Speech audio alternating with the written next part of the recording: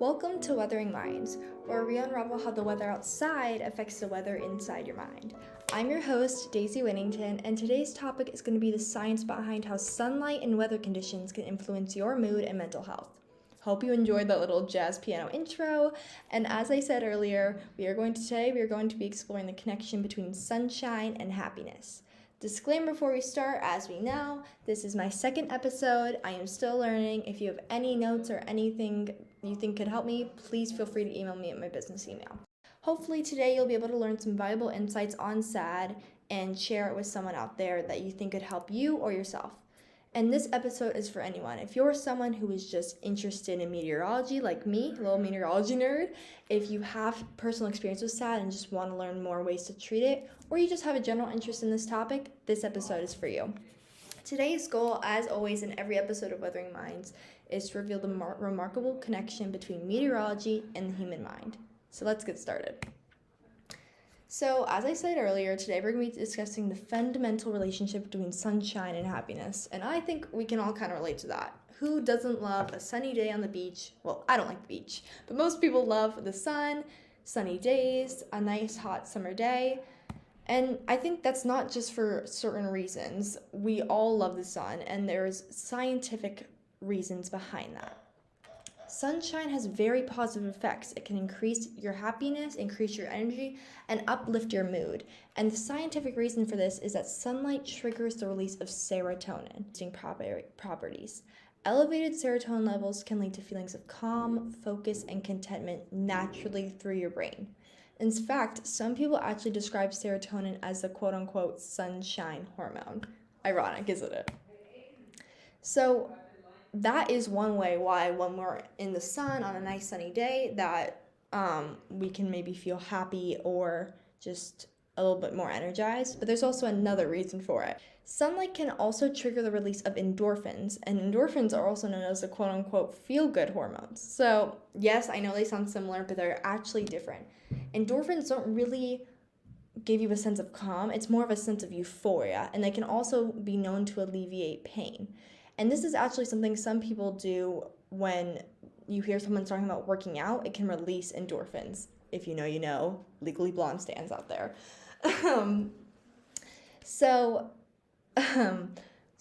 It's remarkable that our bodies can respond to something as simple as sunlight, and that endorphins can be seen as nature's way of rewarding us for our sun exposure. They can enhance our well-being, reduce discomfort, and these combined effects of serotonin and endorphins can enhance the significance of these sunny days that we have. But it's not only these endorphins and serotonin and chemical things that can make us happy on sunny days. Now, I know that sounds a little like Daisy just said it's all scientific. Yes, it is, but sometimes it's not. So, on sunny days, what do we tend to do? We tend to go outside, right? We go ride our bike. I do not know how to ride a bike, but if you do, you can maybe go ride your bike. We go on a walk. We go to the park. We do things that get our energy going. And as I had just said, well, I guess it is kind of scientific, but as I had just said, endorphins can be released by doing exercise or some type of physical activity. So yes, genuine sunlight is releasing these endorphins, but also doing activities such as riding your bike or taking a walk are also really releasing these endorphins. So these sunny days are encouraging these activities that, coupled with increased serotonin, can contribute to these overall sense of well-being and happiness. Now, sunshine can not only boost our moods, but it can also motivate our behaviors that improve mental and emotional health. And beyond the chemical and physical effects, there's a profound psychological effect. As I kind of said already, but I do want to elaborate a bit more. And don't worry, I know what you're thinking. Daisy, why are you talking so much about how the sun makes you happy? I have a point, I swear. Sunny days can create these more positive frame of minds. They can increase social interaction and infuse your life with vibrancy and possibilities. And so the sunlight's positive effects are significant, but it's equally crucial to recognize the consequences of insignificant sun exposure. So sorry, I have a bit of a lisp. I don't think I said that in the beginning. I do have a bit of a lisp. If it's hard to understand me sometimes, I apologize. Insufficient sunlight can lead to a drop in serotonin levels, which can have a very serious implications for our mental well-being. Low serotonin levels can increase the risk of seasonal affective disorder, commonly referred to as SAD, which leads me to my point about this episode being about SAD. And so now that we have a little bit of a background on why sunlight is important, let's get into how it can affect some people when they don't get the sunlight that they need. So seasonal affective disorder, if you don't know, is a specific type of depression linked to seasonal changes. So SAD follows a pretty predictable pattern beginning to end. It starts all around the same times of each year. The symptoms often appear in the fall when, daylight saving starts to happen, the sunlight diminishes a bit, leaves are falling, and there's just less sun. This condition persists throughout the winter and is affecting people with symptoms like fatigue and mood changes. These are the main symptoms of SAD. There are a lot more, which we will go in depth to in another episode, but today we're just kind of going over an overview. So the effects of SAD are not permanent as they follow the changing seasons. Obviously, spring and summer offer a more optimistic outlook for those dealing with SAD, and the longer days and increased sunlight can lead to a reduction in symptoms, providing relief from the emotional and physical challenges that are experienced during these darker months. However, SAD does have a very cynical nature, and for the people who are presented with these particular challenges, it can be really hard and they can suffer a lot. However, despite these challenges, there are some strategies and treatments that can assist individuals in managing SAD. Before we get into those, we're going to take a quick break, go grab a snack, get something to eat, or just listen to the music, and we will be right back with some ways that you can cope with seasonal affective disorder or SAD.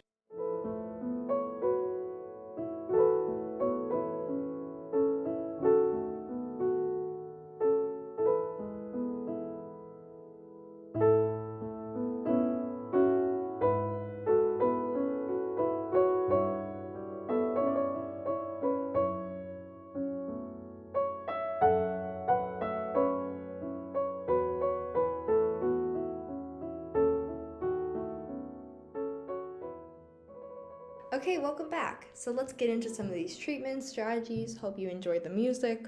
This time I chose to get some free music rather than play the piano myself. Thought it'd be a little bit more fun. So the first strategy that we're going to focus on today is something I found on a website that focused on SAD. I will find the name, I will link it in my bio, but I found this strategy very, not funny, but a humorous title, which they called Eat Yourself Happier. And what this means is people having a certain type of diet that can help with their SAD.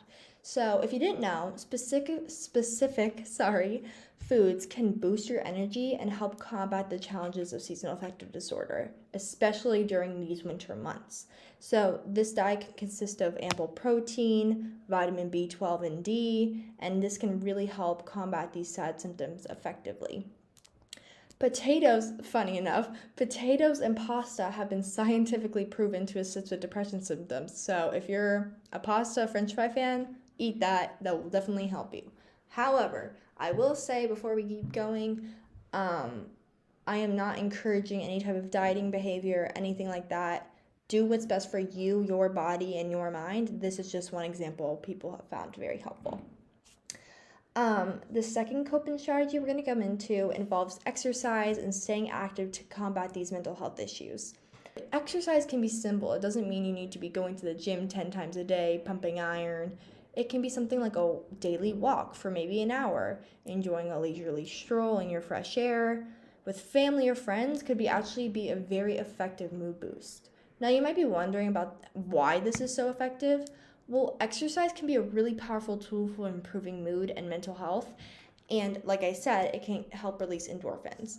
Another way exercise can be actually really good for combating SAD is, I feel like personally, that if you're walking outdoors, especially with loved ones, that can be a way for you to make happy memories in this weather that is usually making you feel so sad and depressed. So I think especially if your SAD has been triggered by an event that happened in a certain time of season, this can be a way to fill that season with good memories. So our next strategy is using SAD lamps or different types of light boxes. If you don't know, SAD lamps are basically like what I said, a light box. And they can be very effective for people with SAD. And this is because, as I said, one way SAD can be triggered for people is the lack of sunlight in winter and fall. So this bright box, I would encourage you to look it up so you can get a visual, is a way for them to have kind of an artificial sun.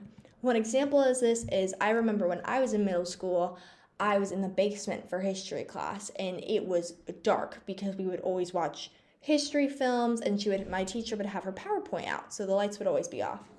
And there was no windows in this room, obviously, because it was the basement. So it was just very dark all the time.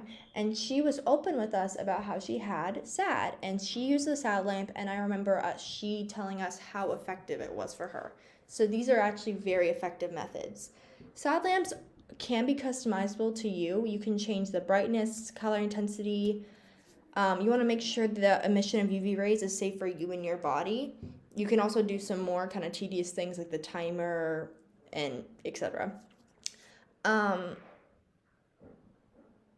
So SAD lamps can be really effective. Some ones I recommend are the Lumi Brazil light box and the Lumi Vitamin L. So let's get into the fourth strategy.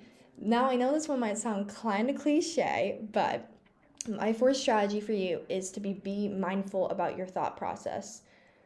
I know everyone says that about every mental illness, but it really is true. If you are trying to challenge your thinking and evaluate how much positivity you are bringing into your head every day, that can really explain why you might be feeling this way. That's not right. It's not going to explain why you're feeling that way, but it can help you look at your situation differently and influence your emotions. So try to think positive.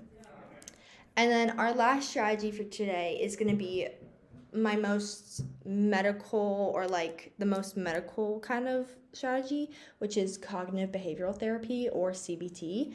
And this is a type of therapy that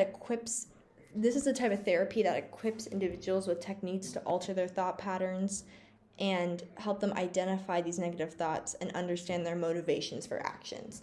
So that is the overall definition of CBT. Obviously, in seasonal affective disorder, there's not really actions, they're just feeling a certain way, but there still might be reasons for that. So CBT kind of really tries to get down deep into why this started in the first place. So that's another way you can combat your SAD if you have it. If you don't and you just want to share with a friend, that is great too. And that kind of concludes our ways to manage with SAD. I know this was a short episode. There is a possibility of making a future part 2 if you guys find this interesting.